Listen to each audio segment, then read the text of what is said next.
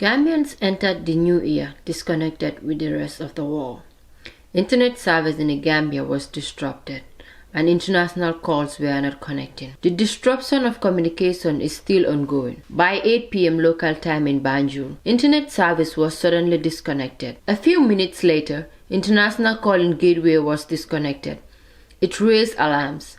Such disconnections were very typical of military expedition in the Gambia, which has caused fear amongst diaspora Gambians. Sam Fati, security and political analyst, said a disruptive internet and telephone service is a national security concern, especially if it happens to be an ongoing issue for hours. It's a threat to national security. It should concern anyone when a whole nation cannot communicate locally and internationally. Anything could happen at that time, said Fati. Additionally, we have to get a backup internet and communication from Senegal, another country. We are not energy independent, and now we are not telecom independent. Gambia state-owned telecommunication company Gamtel got backup internet from Senegal's state-owned telecommunication company Sonatel. The communication was weak and could barely keep users connected to the internet. International calls could not connect until about 3 p.m. the next day. Telecom disruption has affected many businesses and economic activities. Nyanjai, an economist and former telecom worker, said the New Year's communication blackout was a failure on the part of regulators to make sure that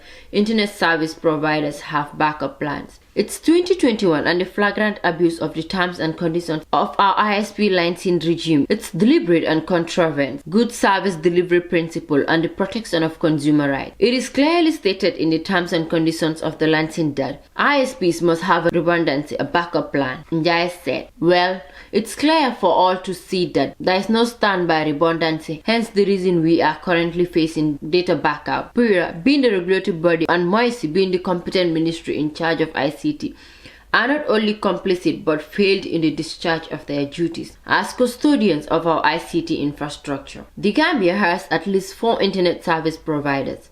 However, the gateway are apparently provided by Gamtel, meaning the providers aside from Gamtel are not fully independent, as they get supplies through them and then consumers. Last year, the country had an internet interruption that lasted for few hours. According to Gamtel, there was a linkage failure through the ACE fiber optic cable that supplies internet, and that even though all traffic was rerouted through Sonatel. Service continues to be slow 2 days after the first interruption was reported, taking hours for uploads and downloads to take place.